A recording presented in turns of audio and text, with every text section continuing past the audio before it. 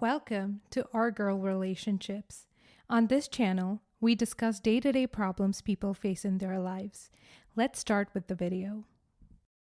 Sister-in-law who comes begging me and my wife to help out with her kids keeps expanding her field of authority in my household until I put an end to it. My in-laws family has recently witnessed one of its most striking tragedies, which was the passing of my sister-in-law's husband, are very young due to an incident and a mistake that he and a couple of his friends at work committed, in which I will not go too much into detail because even though I have little to no respect left for my sister-in-law, I will value the fact that she's genuinely considering going into a lawsuit against the company where he worked to get proper compensation for the fact that he passed away basically serving them. It was obviously, needless to say, extremely sad and depressing. And even though it brought the family back together in a way we hadn't witnessed in many months, at the end of the day, it would be a memory of somebody's passing, a husband, a son, and above all, somebody's dad. After the funeral was done and everybody took refuge to their homes and away from the gloomy and depressing atmosphere that had overthrown my parents-in-law's home and loomed over the family for many days as we all collectively stood by my sister-in-law's side and grieved with her passing of her husband that we all loved and cared and respected so much, my wife and I ended up doing the same very thing as we slithered our way out of my parents-in-law's home and into ours, which we thought would house and protect us from that vibe that we had grown to dislike in the funeral, regardless of the tender and caring emotions we carried out for my sister-in-law and her passing husband. I'm not going to lie to you and tell you that it didn't take me by surprise when my wife came up to me that following week to talk to me about something, and she said it was extremely serious and would go about detrimenting my affinity towards her family and my ability to be empathetic and caring and loving, and a very long list of introductions to whatever requests she had packed for me, and boy was she packing. She told me that her sister had been finding it very difficult to cope with living in a home that had very few people than the number she had gotten used to. Then she thought that coming to live with me and my children and my wife would make a process of getting accommodated to her newly inflicted loss a lot easier than it has to be, and that she would forever be grateful to me and my wife for making something that seems impossible to do a lot more achievable. Even my wife made it sound as though me making the decision of welcoming my sister-in-law into our home sounds like it would be the solution to multiple problems that we were facing in our marriage, and that it would only make for a great learning experience for our kids and blah, blah, blah. All I remember that's all surprise, I touched me to the core, and in a way that I genuinely felt like it connected to what my sister-in-law was feeling. And the intensity of the dislike severely and I had towards the emotions of possibly losing my wife is most likely what led me to agree to having her come stay with us, even though I was very well aware of her being the black sheep of the family and the problematic woman that people rarely grew to like. At first, she seemed very passionate, and her presence in our household seemed very least bothersome, as the only inconvenience, which is genuinely not even an inconvenience, was that she was taking up the gym room and I was having to buy a new gym subscription and commute an hour each morning for my day Kickstarter workout. I'm only saying this to compare to the gravity of the escalation of the situation because I was, and I would have been more than happy to remain burdened by my inability to work out in the comfort of my own home. She started escalating her requests bed by bedtime. Before we knew it, my wife and I were plotting on how to find a way to get her the hell out of our household and put an end to her toxic and manipulative and destructive behavior that she was transferring to our children. For example, in the first week, she was living with her kids in the gym room and taking up minimal space, which I appreciate quite a lot, as I'm a very private person and someone that really doesn't like change or unnecessary sacrifice. And so it was the perfect option for all of us. Or so I thought, because she asked to move out of the gym room herself and have my kids and hers stay in one room while she gets a room for herself, which I thought was reasonable to cater to, even though I knew that pulling all of the kids together in one room would be a lot less comfortable for the kids than it would have been if she agreed to keep things the way they were. But I also understood why she would feel the need to request that, as I wouldn't want to live all the time with my kids and still be forced to sleep with them at night. She then started talking shit to my wife in front of me, as if they were some high school teenage girls fighting over a skirt, and acting like there was no need to respect me or the authority I had in the house to silence arguments and disputes, especially in front of the children. As she was criticizing the way we were raising our kids and the way we behaved in front of other adults, even though our kids were obviously a lot more well behaved than hers could ever be. And slowly but surely, she started expanding the space in which she placed her things and roamed around most day and all night, from living with her kids to the gym room to asking us to get rid of our children's things so she could have more space to get a tad bit extra comfortable and cope with the passing of the love of her life.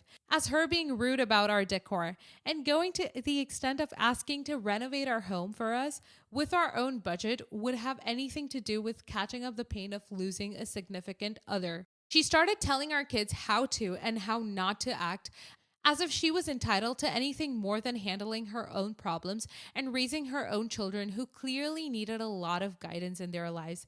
And that's not me shitting on somebody else's children, especially knowing that their father is dead, but me questioning the true intent behind her walking around all day long, criticizing my children that were very impressionable and could easily be hurt and offended due to their childish and naturally sensitive and immature nature.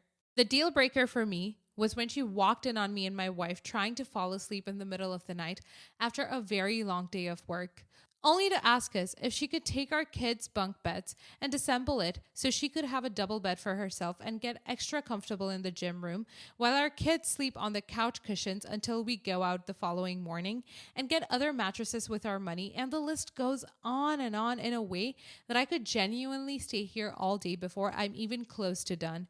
And on that note, I thank you for taking the time to read about my life sorrows that clearly don't compare to those of others. Update. I'm very surprised to hear all the overwhelming feedback that I got on the last post, but I want to finish what happened here, as many of you seem to be confused as to what happened following the day that I had enough of it, as I assumed the title gave away everything. But basically, I had enough of everything that has been happening and got up with barely two eyes open and shouted at her to get the hell out of my bedroom, and followed it up by getting the hell out of my house as soon as the morning is upon us, and that I would be taking no more of her shit and seeing no more of her face anywhere near my house, or I wouldn't hesitate to kick the shit out of her, the shit out of my house. And although I can admit that I was a little bit too harsh on my behalf, I genuinely don't tolerate things from people, and she had exceeded my limit and boundaries a long ass time ago. And the only reason I put up with any of it was because I was terrified of my wife having to go through the same shit. But I'm pretty sure my wife would never be as annoying and controlling and self-imposing as my sister-in-law, especially if she was living in somebody else's house. Next story. I, 26 male, have a friend, Oliver. We briefly dated. He broke up because he figured he was straight, so we remained friends for the last 7 years. A few months ago, he began to hang out with some new people he met at work and started to date Lisa, 23, from said friend group. Recently, said friend group hung out at a bar and Oliver asked me to come along, which I agreed to. We spent the evening together, had a few drinks, had fun, until Lisa started to talk about a childhood friend of hers she recently reconnected with and told everyone with great disgust that he turned out to be gay. The others also had some opinions about that, and let's just say things were pretty ugly and disgusting against queer people and people of color. I really didn't want to deal with that bullshit, so I told everyone straightforward that I was gay and that what they were saying was derogatory, inhuman, and vile. At first, they thought I was joking because I'm straight looking and too masculine, but eventually the penny dropped, and after a few moments of embarrassment, they just continued, now directly targeting me. Oliver hadn't said anything.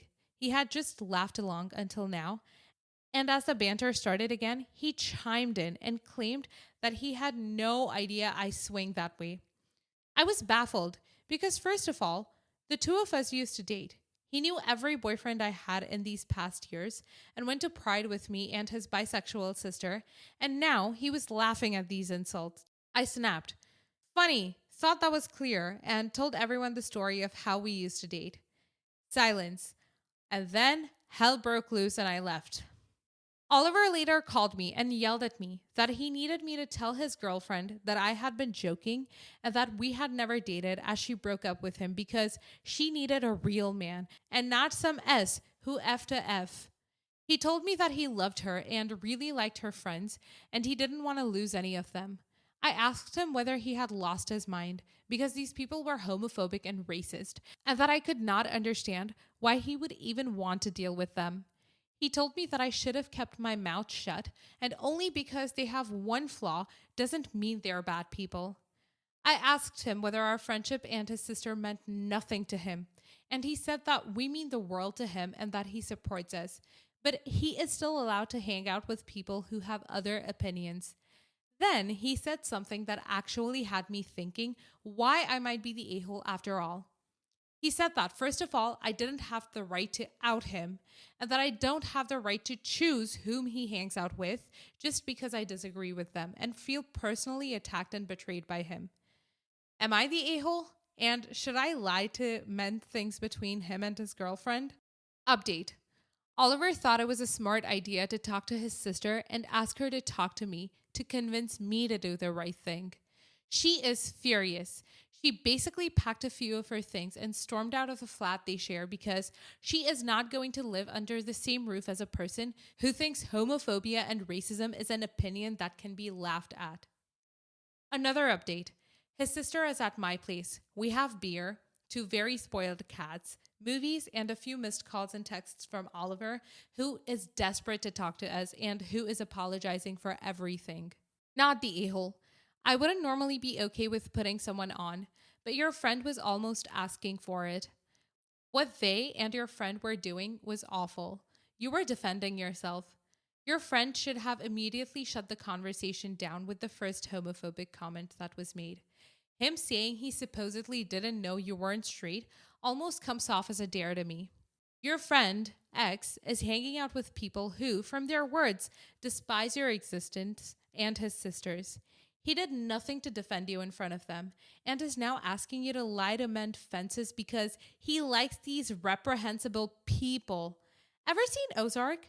There was a story at the beginning of season 1 where Adele is telling a story of a lady who worked for his father for 15 years and was caught stealing and asks what his father should have done. Everyone says give her a second chance except Marty. It's not the first time she was stealing. It's the first time she was caught. I'll guarantee this was not their first time at the gay bashing rodeo.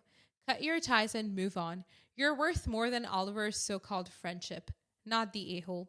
Not the a-hole. He said you have to be courteous of others' opinions and that you had no right to judge them based on that. Being homophobic and racist is not an opinion. It's directly going against someone's right to live and be happy.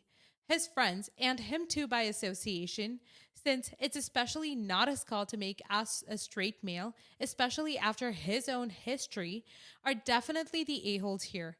Hating someone just because you don't like the way they were born is an evil thing. Next story. My 16 female living situations are pretty chaotic. My parents are divorced and still live in the same town, but I don't like living with either of them. My mother married a guy with 2 kids, and they have 2 kids together. My father has young kids with his wife. It's noisy, and the kids get on my nerves. My parents expect me to babysit all the time if I'm around, and I just want to be alone. We live in an area with a lot of woods and abandoned farms, so I walk a lot to get out of the house and explore. I found the perfect hideout. It's an old storm shelter, or might have been a bomb shelter at one time. It's within a hike of both parents' houses, and no one seems to be around the area. So I've turned it into my own hangout. I'm interested in wilderness survival and DIY, so I made it really nice over the last year. I can go and read or craft or take a nap in peace. I can even cook simple stuff on a fire. I'm very safe and have had camping safety classes. I painted murals on the walls. I kind of wish I could live there sometimes. Things have been especially stressful at the homes with COVID. So I was spending a lot of time at my place, and my mom has been complaining that I'm not around. I fell asleep and ended up coming home late one day, and it turned into a big issue. My parents thought I was out doing drugs or having sex. I finally told them, I just have a place I go to be alone because they and their kids stress me out. That didn't go over well. My dad demanded to know where it was, and I refused to say. We're at a stalemate right now. They can't actually stop me from going there completely because they need me to be independent to be able to keep up with the other kids. All I have to do is wait till they get tired of doing the stuff that I can't do for them right now because I have to be supervised. I don't want them to ruin my spot by knowing where to find me and bother me. There's not a lot they can take away that matters enough to be a punishment. So I can see them getting frustrated. Am I the a hole? Edit.